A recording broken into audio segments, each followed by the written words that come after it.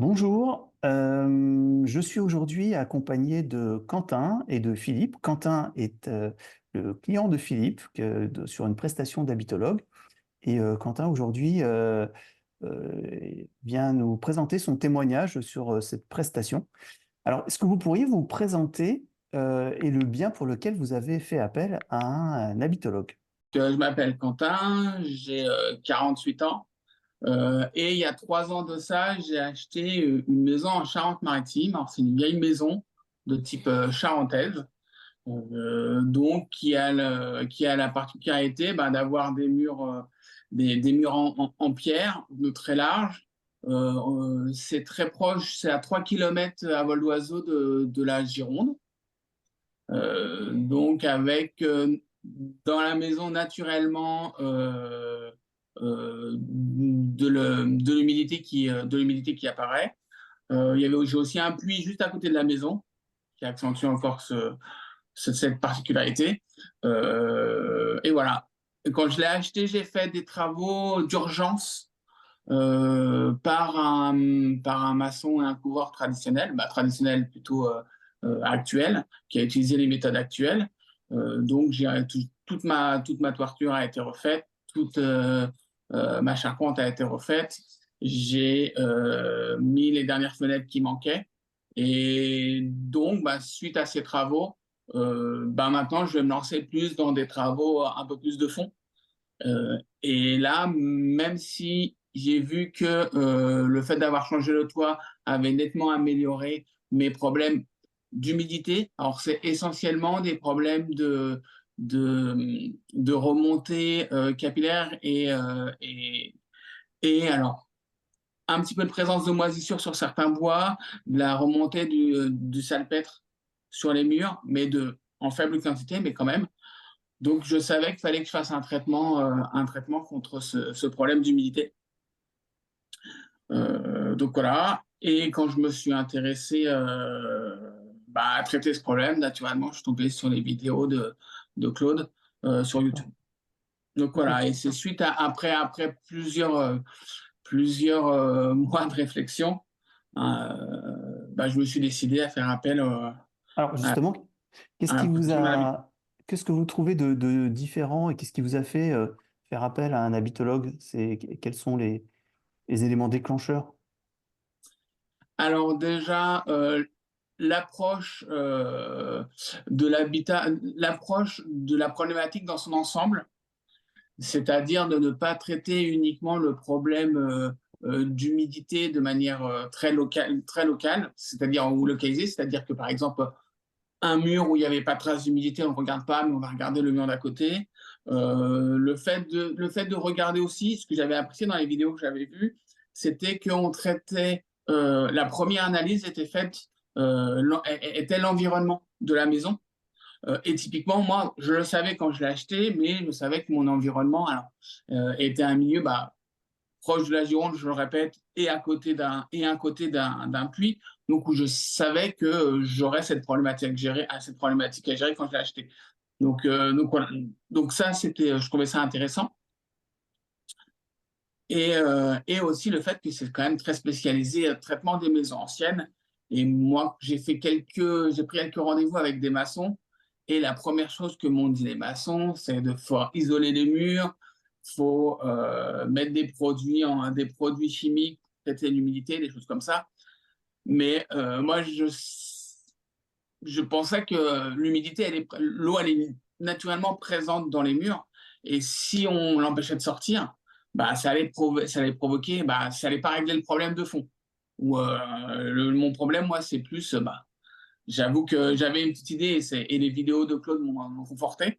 C'est qu'il fallait faire respirer les murs, il fallait que cette humidité puisse s'échapper et l'évacuer en dehors de la maison par une VMC ou par d'autres systèmes. Donc voilà, donc c'est ça qui m'intéressait. Moi, et après aussi, dans la prestation d'habitologue, ce que je souhaitais, c'est avoir que du conseil. C'est-à-dire, je ne voulais pas que quelqu'un vienne faire un devis et après vienne se rémunérer sur une vente d'un produit, une vente de prestations futures. L'intérêt d'un habitologue, alors ça a un coût certain, c'est sûr, mais au moins, l'habitologue n'a rien à vendre. Il ne vend que ses conseils. Donc, tout ce qu'il dit, a priori, il le dit de bonne foi et les conseils qu'il nous donne, eh ben, Philippe m'a jamais proposé de produit particulier, il m'a proposé des méthodologies, mais pas de produit. Si, la chaux, mais c'est pas un vendeur de chaux, donc c'est pas un problème.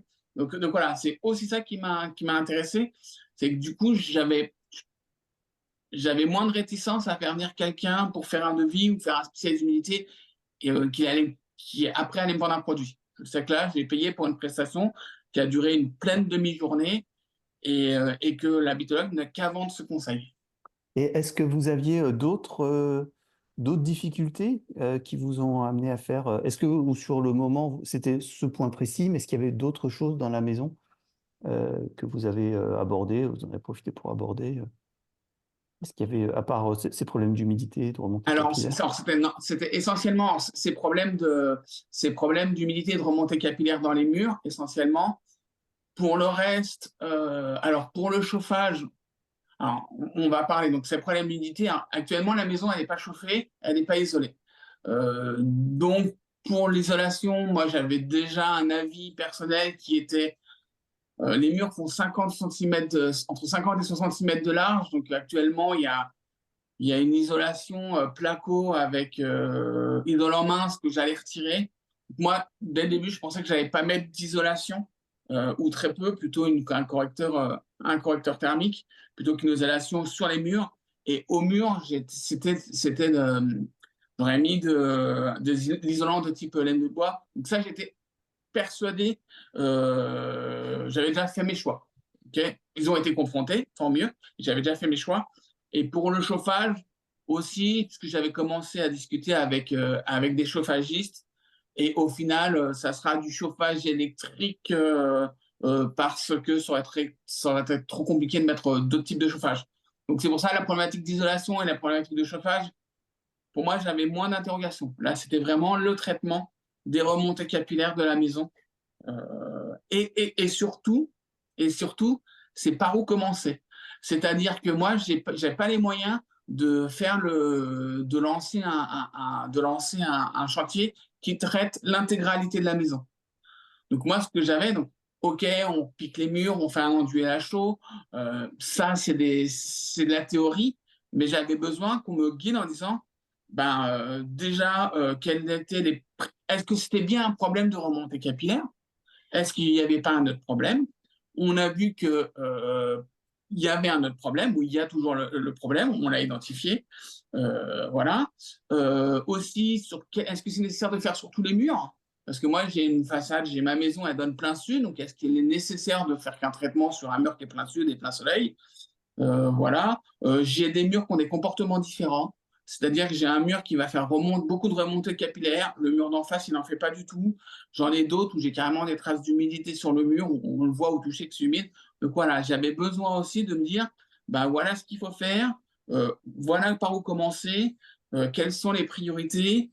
Et ça, bon, il y a des travaux qu'on devra faire. Par exemple, refaire le ravalement intégralement de la maison, on devra le faire un jour, mais peut-être dans 5 ans, 10 ans, 20 ans, ça, bon, je vais le planifier, mais par contre, Philippe a mesuré les hygrométries de tous les murs, et il m'a montré qu'il y avait certains murs où il y avait des problèmes. Et donc là, je vais commencer à traiter en priorité ces murs-là. Donc du coup, moi, ce que j'ai bien apprécié, c'est d'avoir une liste d'actions d'enchaînement à faire avec qui va améliorer l'écoulement des gouttières jusqu'à traiter pareil l'évacuation des gouttières verticales, jusqu'à piquer le mur du fond, retirer des isolants, voilà. Toute une série d'actions que moi je peux mener tout de suite ou dans les mois qui viennent, et d'autres beaucoup plus profondes que je vais faire par un professionnel. Mais moi, ce qui m'a rassuré, c'est que du coup, j'ai une liste d'actions. Déjà, ce qui m'a rassuré, c'est que le diagnostic n'était pas catastrophique, mais qu'il y a une liste d'actions à faire, réalisable par mois tout de suite ou dans une durée d'un an, 2, 3 ans, et après, des plus gros travaux à faire par des professionnels. Parce avant, j'étais un peu dépassé par qu'est-ce que je dois faire, par où je commence, qu'est-ce qui est vraiment utile à faire et quelle était l'action qui a le plus d'effet de levier sur ma problématique de remontée capillaire dans mes murs. Ok. Et ben, du coup, c'est un super enchaînement par rapport à ma prochaine question. C'est qu'est-ce que vous avez préféré dans la prestation?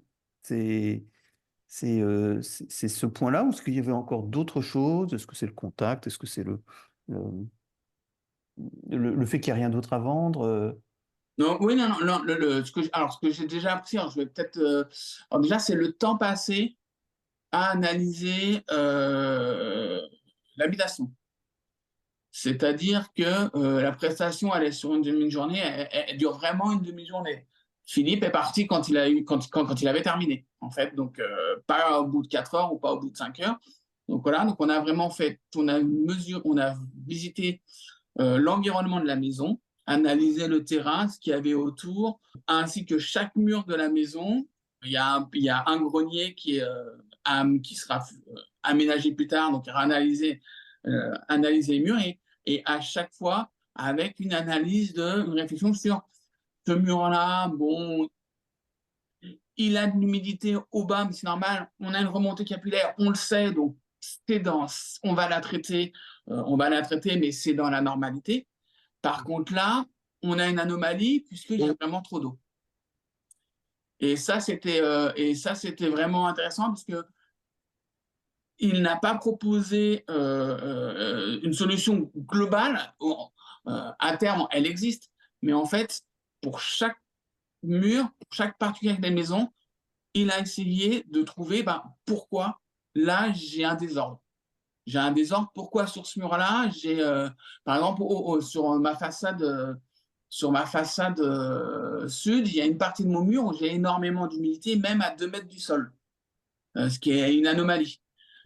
Et donc, on a regardé, on a essayé de comprendre, et c'était lié à la sortie d'évacuation de l'eau de pluie. Donc voilà, donc on travaille. Bon, j'ai fait un bricolage pour l'instant pour évacuer le plus loin, mais je sais que je devrais le traiter.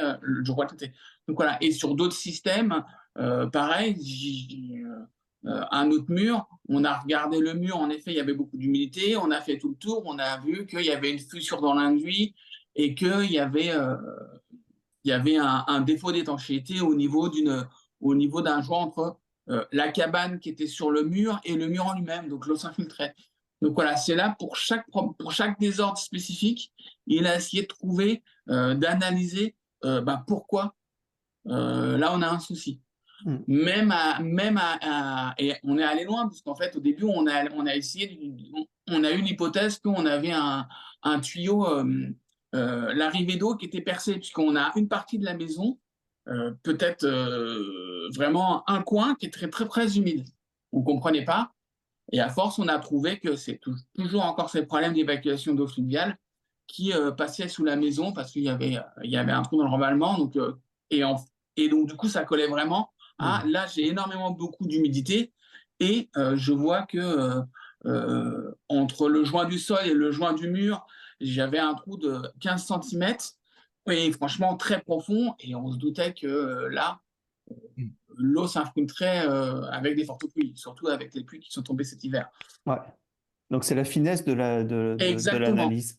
C'est la finesse de l'analyse et l'analyse est analyser chaque désordre, essayer de trouver une solution de chaque désordre et ne pas arriver avec une solution globale, massive, qui dirait voilà, votre maison, elle est comme ça, donc faites ça sur toutes les maisons, ça va régler tous vos problèmes.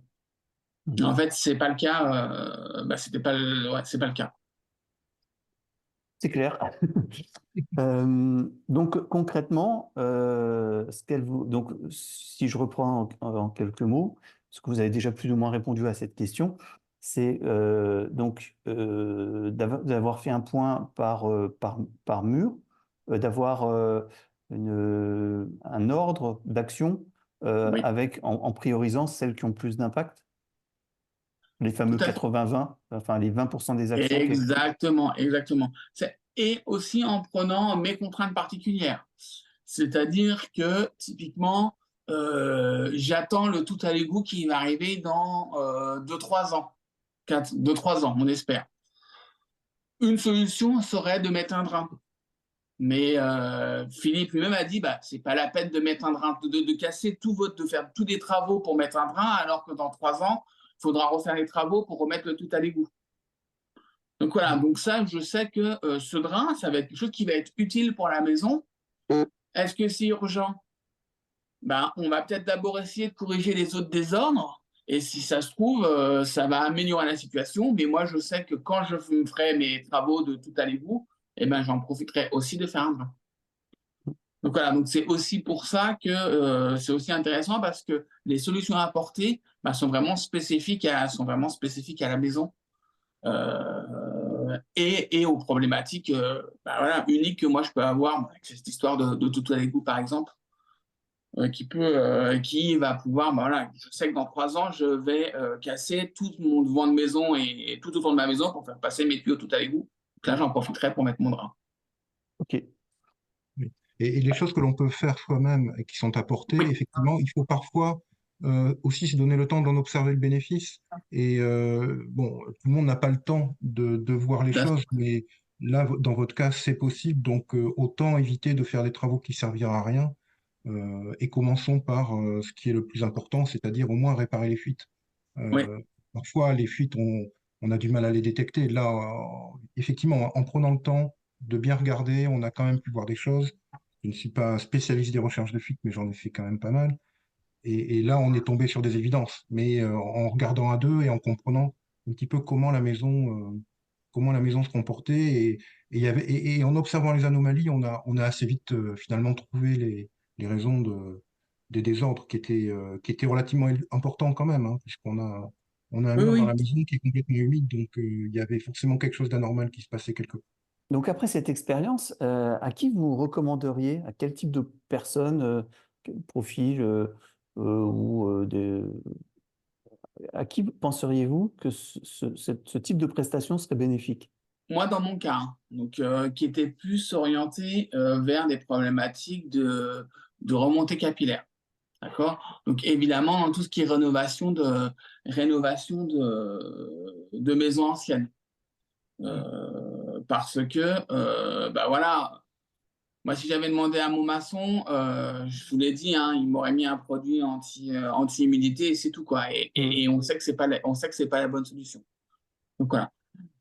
Mais après, je regarde les vidéos, les vidéos de Claude. Je suis sensible à son discours pour d'autres sujets, euh, d'autres approches, qui est l'isolation complète d'une maison ou des choses comme ça, où là, je suis sensible à son discours. Donc peut-être que pour les personnes qui ont besoin d'avoir des, d'avoir des questions sur comment isoler ou comment chauffer correctement sa maison, euh, et, et des maisons qui ne rentrent pas dans des schémas classiques d'une maison moderne, Hmm. je pense que ça peut être vraiment utile. Ça peut être vraiment utile. Donc, traitement du désordre et aussi bah, amélioration du confort d'habitation. Mais là, je rejoins le créneau de la chaîne et de l'intervention d'un habitologue. Donc, Hmm. c'est pas très original. D'accord. Ok.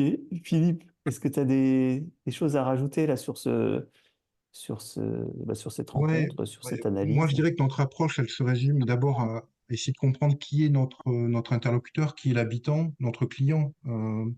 Et c'est important parce que d'une personne à l'autre, dans une même maison, on va pas avoir les mêmes ressentis. Donc déjà, on commence par essayer de comprendre qui est en face de nous et qui va être l'acteur des transformations qui sont attendues ou demandées dans la maison. Et ensuite, c'est ce que disait Quentin, effectivement, une observation fine de la maison. La maison, quelque part, c'est aussi un être vivant avec des matériaux qui sont souvent anciens et qui ont vécu, qui ont souffert, qui ont été maltraités, réparés, ou qui ont survécu et qui sont peut-être en bon état, d'autres moins. Et c'est tout ce diagnostic qu'il faut faire et qui permet d'apporter les réponses justes à pourquoi, pourquoi j'observe ça, pourquoi je ressens ça. Et déjà, quand on commence à expliquer, quelque part, on aide à trouver la solution. Elle est jamais unique. Hmm. Euh, Elle dépend de l'urgence, elle dépend des scénarios. Là, on a un tout à l'égout qui arrive dans 3 ans, donc forcément, on se dit que pourquoi faire des tranchées de partout alors qu'on pourra faire les choses plus tard et en plus, on a besoin d'observer si ce qui va être fait dans un premier temps, qui est curatif, va suffire ou pas. Donc voilà, on se donne du temps, mais le temps, on l'a. Parfois, on l'a pas. Et ensuite, il faut voilà, observer les matériaux, observer la maison, voir si elle souffre ou pas, essayer de comprendre euh, et essayer de trouver les bons moyens d'agir en fonction des capacités de chacun. Il y a beaucoup de gens maintenant qui veulent faire beaucoup de choses par eux-mêmes. C'est vrai qu'il y a beaucoup de choses qui peuvent être réalisées, mais il ne faut pas oublier que quand même, les professionnels sont là pour réaliser les travaux les plus lourds, les plus structurants. On a besoin de leur garantie. Donc, il faut aussi savoir s'adresser à eux. Eh ben, merci beaucoup. Moi, je voulais peut-être rajouter quelque chose, hein. Mais en fait, parler de ce qui me retenait de ne pas faire appel à un habitologue avant. Donc, j'ai acheté ma maison, je savais tout de suite, en l'achetant, je savais qu'il y avait cette problématique de remontée capillaire. Donc, je me suis intéressé à cette problématique dès le début. Mais pourtant, j'ai attendu 3 ans pour faire appel à un habitologue. Pourquoi? C'est parce qu'en fait, moi, j'étais un peu réticent et je m'interrogeais sur, entre guillemets, hein, le côté, pas gourou, mais le côté je lance des remèdes de grand-mère qui pouvaient exister par rapport à ces problématiques. Et donc, du coup, quelles étaient réellement, est-ce qu'il y avait une approche, entre guillemets, euh, scientifique ou conceptualisée des actions proposées sur l'habitat, d'accord? Et donc, c'est vrai que bah, au fil des vidéos de votre chaîne, je me suis rendu compte qu'il y avait quand même une vraie réflexion derrière. C'était pas juste, bah, avant, c'est pas juste de c'était mieux avant. Mm. Ah oui, bien sûr. Alors, j'ai encore cette problématique à propos des matériaux, ok? Parce que je me dis quand même, la chose, je sais que ça fait des milliers d'années qu'on l'utilise, mais quand même, c'est quand même. Est-ce qu'on n'a pas pu faire évoluer ou rajouter un petit peu quelque chose qui permet de la rendre soit plus facile à l'utiliser, soit plus efficace, je sais pas.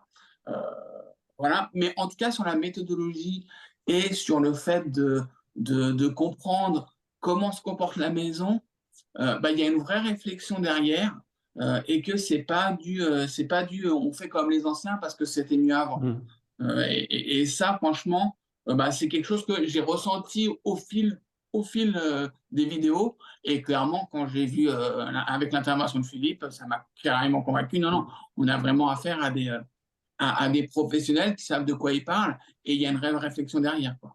Et c'est vrai que, en fait, cette démarche où, allez, dans les 50 dernières années, on a appliqué dans les méthodes de rénovation les technologies contemporaines de l'époque sur des bâtis anciens, en les plaquant, mais sans vraiment réfléchir à comment c'était fait, comment c'était à l'époque et qu'est-ce qui allait être compatible dans la durée.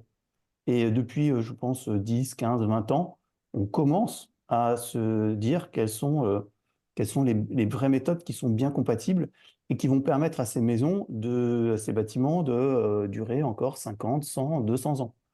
Et donc, ben, on en revient à se poser la question de ces matériaux qui étaient utilisés ben, à cause des contraintes de l'époque, souvent liées au coût du transport et aux ressources qui étaient disponibles. Et je suis d'accord avec vous, c'est qu'il y a sans doute encore un champ de recherche pour savoir, ben, avec toutes nos connaissances, euh, quelles sont les meilleures méthodes de rénovation, quels sont les outils qu'on a à notre disposition pour pouvoir accentuer encore et améliorer nos connaissances. Et là, je pense qu'il y a un gros chantier encore à faire. Là, quelque part, on réapprend. Et après, il va falloir ben, tester, améliorer et on découvre nous-mêmes tous les jours, enfin pas tous les jours, mais très régulièrement, des techniques qui sont adaptées et qui sont contemporaines et qui peuvent être complètement adaptées à... Parce qu'on comprend mieux aussi le fonctionnement du bâti ancien. Donc, ça va complètement dans votre sens. Et je pense qu'on est en train de commencer à écrire une nouvelle histoire et qu'il y a beaucoup de gens, de manière un peu intuitives qui font ce chemin-là, mais qu'il faut qu'on aille beaucoup, beaucoup plus loin parce que l'enjeu, il est énorme. Et on mesure bien également l'intérêt du 80-20 ou du 20-80 plutôt, parce qu'on maintenant on a un peu de recul sur qu'est-ce que ça apporte de ne faire que 20%. pour obtenir 80% de résultats. Et finalement, c'est probablement la meilleure décision à prendre. Parce que faire 100%, ça coûte beaucoup trop cher. On n'a pas les moyens, on n'a pas le temps. Et autant se contenter de 80% de résultats. Ça Ouais. suffit largement. Ouais. Surtout sous nos latitudes qui sont quand même climatiquement, on va dire, tempérées. On serait dans un pays nordique ou dans un pays du sud de l'Europe, on n'aurait peut-être pas le même comportement. Mais profitons de notre climat, même s'il est devenu très humide, pour ne dépenser que 20% de ce que peut-être certains présentent comme étant indispensable, mais très coûteux. Moi, je fais le parallèle avec la gestion de la température dans les maisons et la consommation de gaz ou de chauffage, ok, qui était qu'on on a diminué de 1 ou 2 degrés la température de la chaudière et ça a diminué le montant de la facture de gaz malgré l'augmentation des prix. Mm. Donc, Oui, c'est vraiment, il y a des fois, il y a c'est plutôt là le 20, c'est pas 80% malheureusement, mais en effet, un petit effort peut avoir des résultats assez importants. Et au final, voilà, quand on met une paire de chaussettes ou on met un pull, et puis le problème est réglé. en Ouais. fait, un de nos objectifs, c'est de rendre les habitats confortables à 19 degrés, et ils ne le sont pas tous. Et c'est vrai que si on a l'habitude de chauffer à 21 parce que sinon on a froid, et qu'on arrive à être confortable à 19, ben on fait 30% d'économie tout de suite. Ouais. Et être confortable à 19 degrés, c'est pas facile. Et ça fait Non. partie des choses que l'on sait, nous, obtenir dans un habitat parce qu'on comprend comment les murs, comment les parois interagissent avec le corps humain. Et tant qu'on n'a pas compris ça, en fait, on n'est pas prêt, en fait. Ouais. Donc, Et qu'on a les yeux rivés sur le thermomètre de température de l'air et que parfois on peut complètement s'en détacher et se dire bah, je suis bien et ah, il fait que 16 degrés. Non, c'est pas possible. Et puis inversement, il fait 23 degrés et on n'est pas bien. Donc c'est, il y a d'autres paramètres hein, quand on C'est- remarque ça. Alors, je ne parle pas de confort, mais je sais que moi, je suis beaucoup plus tolérant à la température quand je suis dans ma maison de campagne pas chauffée que quand je suis chez moi en région parisienne, alors que j'ai du chauffage.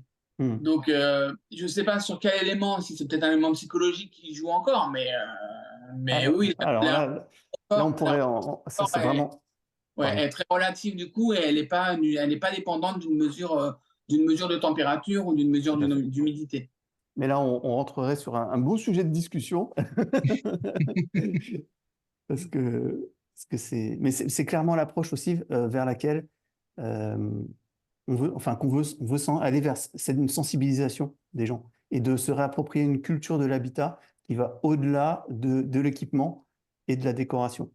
C'est-à-dire que tout ce qui est enveloppe, c'est-à-dire que la maison la mieux équipée, la plus belle au niveau de la décoration, si vous avez froid, si vous avez chaud, si c'est humide, si c'est insalubre au niveau de l'air, ça sera toujours inconfortable. Donc voilà, c'est Ah, un autre élément qu'il faut prendre en compte. ouais.